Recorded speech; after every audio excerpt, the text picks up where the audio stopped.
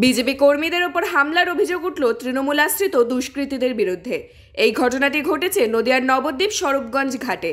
এই ঘটনায় গুরুতর আহত হন বিজেপির 3 কর্মী। তাদেরকে শক্তিনগর জেলা হাসপাতালে নিয়ে আসা হয়। হাসপাতালে রাতেই তাদের সাথে দেখা করতে আসেন রানাঘাট লোকসভা কেন্দ্রের বিজেপি প্রার্থী জগন্নাথ সরকার।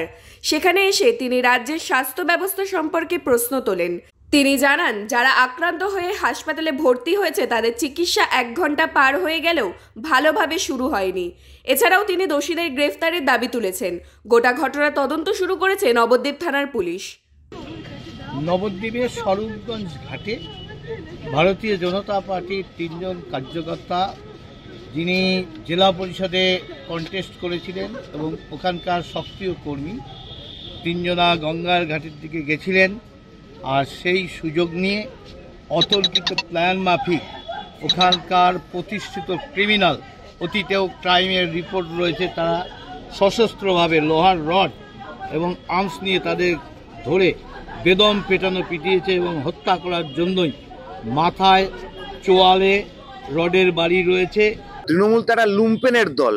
তৃণমূল তো বুঝতে পারছে তাদের মাটি সরে গেছে পায়ের তলার থেকে। রানাঘাট এমনিও জিতবে না, অমনিও জিতবে না, আরো বেশি মার্জিনে জগন্নাথ দা জিতবে। সেই কারণে আমাদের জেলা পরিষদে যে দাঁড়িয়ে ছিল তাকে তো দীর্ঘদিন ধরে টার্গেট করে রেখেছে যে তোর জীবনটা শেষ করে দেবো, তোর লাইফটা হেল করে দেবো। আগে থেকে বলছিল, আজকে সময় সুযোগ পেয়েছে, সুলভ শৌচালয় দেখে তাদেরকে আক্রমণ করেছে। মানে এর তৃণমূলের রাজত্বে কেউ বাথরুমেও যেতে পারবে না, সেখানের মধ্যে ঢুকে তাদেরকে মারধর করা হবে। লোকসভায় এসে গেছে, বিভিন্ন জায়গায় আমরা দেখছি, দক্ষিণ কলকাতায় দেখছি, উত্তরবঙ্গে দেখছি, সেই একই জিনিস বালুরঘাটে করার চেষ্টা করেছে নির্বাচনের দিনকে। এবার এখানটাতে ডিস্টার্ব করা হবে। এখানে জানে ওরা জিততে পারবে না। এই রাজনৈতিক হিংসার সিপিএম এর একই ধারা তৃণমূল বয়ে নিয়ে যাচ্ছে। কারণ তৃণমূল, সিপিএম এর হারমাত তৃণমূলের সম্পদ হয়েছে, হেরে যাচ্ছে। গণতান্ত্রিক ভাবে লোকের ভোটে, মানুষের ভোটে জিতে আসার ক্ষমতা তৃণমূলের নেই। হয় রিগিং করতে হবে, না হলে ভয় দেখাতে হবে।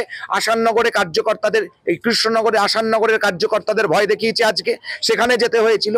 আজকে তৃণমূল রানাঘাটের নবদ্বীপের কার্যকর্তাগুলোকে মেরেছে, বেধড়ক মার মেরেছে। আজকে খুব খারাপ অবস্থা। এখন স্ক্যানে নিয়ে যাওয়া হচ্ছে হাসপাতালে 3 জনকে। রড দিয়ে, মেশিন নিয়ে, এত আর্মস আসছে কোথার থেকে? তাহলে পুলিশ কি করছে?